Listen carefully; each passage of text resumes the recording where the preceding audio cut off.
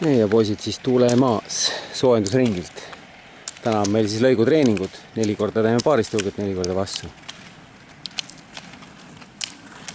Hästi, ja jalad lahti. Ja läheb igalt poolt slaalom.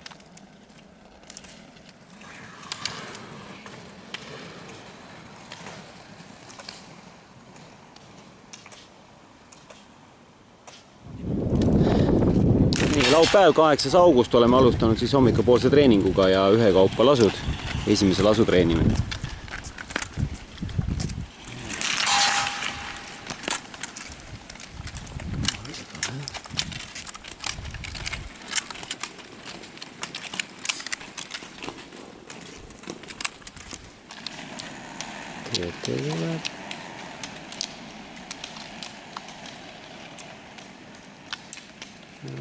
Ja vasendit küll ei ole viga.